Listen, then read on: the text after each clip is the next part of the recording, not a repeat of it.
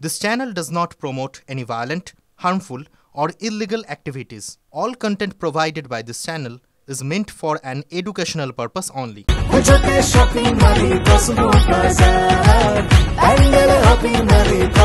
Cosmo বাজার পুজোর shopping two pandal hopping সঙ্গে রয়েছে দারুণ আকর্ষণীয় উপহার। বকেয়া টাকার দাবিতে নন্দীগ্রাম 2 বিডিও অফিসের সামনে বিক্ষোভ। ঠিকাদারদের বিভিন্ন সরকারি প্রকল্পের কাজ করলেও লক্ষাধিক টাকা বকেয়া বাকি বলে অভিযোগ।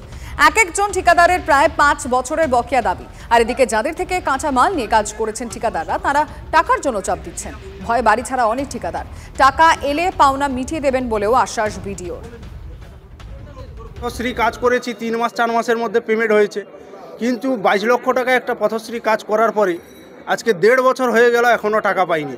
আর এই এনআরজিএস আমাদের 6 মাস 7 মাসের মধ্যে পেমেন্ট হয়ে যেত, কিন্তু 21 সাল থেকে আজকে 4 বছর হয়ে গেল এখনও পেমেন্ট পাইনি। আমরা বহু জায়গায় বলেছি, বহু জায়গায় জানিয়েছি, কিন্তু কোনো সুরাহও পাইনি। একের পর এক আমাদের ঠিকাদার আজকে দেনার দায়ে মৃত্যু হয়ে যাচ্ছেন, হার্ট অ্যাটাক হয়ে মারা গেছেন। আমরা চাইছি যে টাকা না ঢোকা পর্যন্ত যেন টেন্ডারগুলো না হয়। আমি টাকা চাইছি, আমার সংসার চলছে না, আমার 2টো বাচ্চা, তাদেরকে আমি কি করে মানুষ করবো? টাকা না দিলে আমার এগুলো সংসার এগুলো অচল হয়ে গেছে। আমাদের লোন টোন আছে, কিছুই করতে পারছি না। আবার এই যে আপনার আমার পড়া আমার সমাধানে কাজ বেরিয়েছে, অথচ আগের টাকা দিচ্ছে না, একে টেন্ডার করে দিচ্ছে। তাদের এদের কি মানসিকতা নিয়ে কন্ট্রাক্টর গুলো কিভাবে বাঁচবে? আগের টাকা দিচ্ছি না, অথচ আমি পরে আবার টেন্ডার করছি, তাহলে এর কাজ করলে যে আমরা টাকা পাবো তার প্রমাণ কি?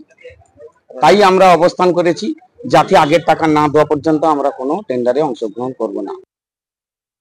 অ্যাজ ভিডিও আমার কাছে অ্যালটমেন্ট এলে আমি দিয়ে থাকি।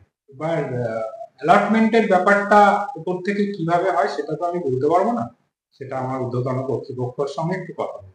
আমার অ্যাজ ভিডিও হিসাবে যতটুকু প্রশাসনিক ক্ষমতা আছে সেই ক্ষমতা অ্যাপ্লাই করে আমি গণতান্ত্রিক পদ্ধতিতে যেটুকু ওনাদের পেন্ডিং আছে, সেটা আমি তো বললাম, ওনাদের পেন্ডিং আমরা মিটিয়ে দেবো। আমি অ্যাজ ভিডিও ওনাদেরকে আশ্বস্ত করেছি। ছাত্র যৌবন থেকে শিক্ষক শিক্ষিকা থেকে সমাজের সর্বস্তরের মানুষের সঙ্গে সর্বশেষ যোগ হয়েছে ঠিকাদারি সংস্থাগুলি।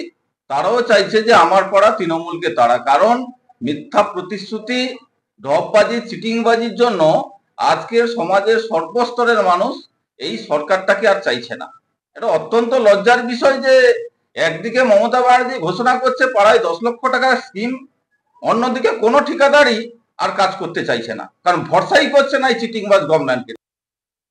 100 দিনের টাকা থেকে বিভিন্ন প্রকল্পের টাকা বিভিন্ন অজুহাত দিয়ে আটকে রেখে ঠিকাদারদের আজকের এই দুরবস্থার মধ্যে ফেলেছেন। এর জন্য বিজেপি দায়ী 100%। আর আমরা তৃণমূল কংগ্রেস ঠিকাদারদের সঙ্গে আমাদের কোনো রকম সংযোগ আমাদের নেই। তারা অনলাইনে কাজ করে, অনলাইনে তারা কাজের বরাত পায় অনলাইনের মাধ্যমে। এখানে আমাদের কোনো ভূমিকাই নেই। ঠিকাদাররা তারা টাকা না পাওয়ার জন্য আন্দোলন করেছে, অবস্থান বিক্ষোভ করেছেন। এর জন্য সম্পূর্ণভাবে দায়ী বিজেপি, কারণ বিজেপি তাদের রাজনৈতিক স্বার্থ চরিতার্থ করার জন্য ইচ্ছাকৃতভাবে পশ্চিমবঙ্গকে ভাতে মারার জন্য তারা এই ধরনের নোংরামি খেলা খেলছে। নন্দীগ্রাম 1 নম্বর ব্লকেও ঠিকাদারদের বিক্ষোভ। বিডিও অফিসে তালা ঝুলিয়ে দেন বিক্ষোভকারীরা। ঠিকাদারদের অভিযোগ, 2024-25 অর্থবর্ষে সাংসদ ও বিধায়ক উন্নয়ন তহবিলের আওতায় নন্দীগ্রাম 1 নম্বর ব্লকের বিভিন্ন এলাকায় কাজ করেছেন। বিডিওর ফান্ডে টাকা রয়েছে, কিন্তু তাদের প্রাপ্য টাকা দেওয়া হচ্ছে না বলে অভিযোগ। ঠিক এই পুজোর সম্মুখে তো আমরা সবাই খুব বিপদমুখী। এইরকম ঘটনা আগে কোনোদিন ঘটেনি। আজকের প্রায় গত 2 সপ্তাহ যাবত এরকম আমরা ভুক্তভোগী।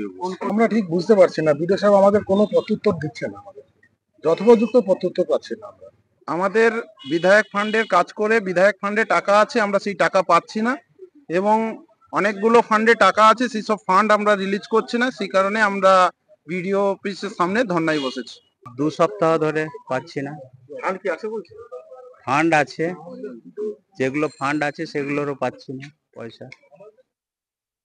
বিলটা জমা পড়েছে, আমাদের ইঞ্জিনিয়ার সাহেব তদন্ত করেছে, তদন্ত করে বিলটা জমা দিয়েছে। এবার পঞ্চায়েত সমিতির কয়েকজন মেম্বার এসেছিল, তারা বলছিল যে আমরাও কাজটা দেখবো, দেখার পর আপনি বিলটা ছাড়বেন। তো সেটা ওনারা এনকোয়ারি করুক, দেখে নিক, দেখে নেওয়ার পর আমরা নিশ্চয়ই বিলটা ছেড়ে দেবো। ওরা যাতে পুজোর আগে বিলটা পায় সেটা আমরা সর্বতভাবে চেষ্টা করি। আজকে ঠিকাদাররা তারা কাজ করেছে, নিজস্ব টাকা দিয়ে তারা কাজকর্ম করছে, পুজোর সময় তারা টাকা পাবে না। তাহলে কাজ ফান্ড যেহেতু নেই, তখন বিডিওরা কাজ করাবে কেন? তৃণমূল কংগ্রেস সরকার কাজ করাবে কেন? সারা রাজ্যে এই পরিস্থিতি। দেখুন, বিধায়ক ফান্ডে টাকা রিলিজ করে দিয়ে ইচ্ছাকৃতভাবে বিজেপি যারা বিধায়ক আছেন তাদের ফান্ডটা ইচ্ছে করে রিলিজ করেন না, যাতে করে কাজের নিরিখে পার্সেন্টেজের দিক থেকে পিছিয়ে থাকে। এটা তৃণমূল কংগ্রেস সরকারের ডিএম যারা আছেন তাদের এই সমস্ত কৌশল, এটা অতি নক্কারজনক ঘটনা।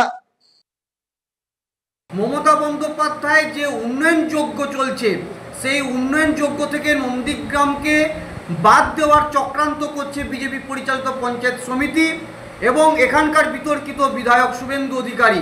কোথাও যেন মনে হচ্ছে যে বিজেপি পরিচালিত পঞ্চায়েত সমিতির যে কর্মাধ্যক্ষরা রয়েছেন নিজেদের কাটমানিতে মনে কিছুটা কম পড়ে গেছে, তার জন্যে উন্নয়নকে স্তব্ধ করে দেওয়া হয়েছে এবং যারা কাজ করেছেন তাদের সেই টাকা তারা এখনো পর্যন্ত পাচ্ছে না। এটা বিজেপির গোষ্ঠীদ্বন্দ্বের ফসল। বকেয়া টাকার দাবিতে ঠিকাদারদের বিক্ষোভ আলিপুরদুয়ারেও। জনস্বাস্থ্য কারিগরি দফতরের এক্সিকিউটিভ ইঞ্জিনিয়ারকে ঘেরাও করে বিক্ষোভ অবস্থান। পিএইচই সোশ্যাল ওয়েলফেয়ার অ্যাসোসিয়েশনের ঠিকাদারদের প্রায় 80 কোটি টাকা বকেয়া বাকি ঠিকাদারদের। পুজোর মুখে প্রাপ্য টাকা না পেয়ে এবার আন্দোলনের পথে ঠিকাদাররা। বকেয়া না পেলে অনশনের হুঁশিয়ারি। দুপুর 1টা থেকে রাত 10টা অবধি করছি। আমাদের 13 মাস ধরে জল জীবন মিশনের পেমেন্ট পাচ্ছি না। আমরা 90 জন ঠিকাদাররা আছি, তাদের বকেয়া 80 কোটি টাকার উপরে হয়ে গেছে। 13 মাস ধরে বিল নেই বলে আমরা আজকে এই অবস্থান বিক্ষোভ করছি, শান্তিপূর্ণ অবস্থান বিক্ষোভ।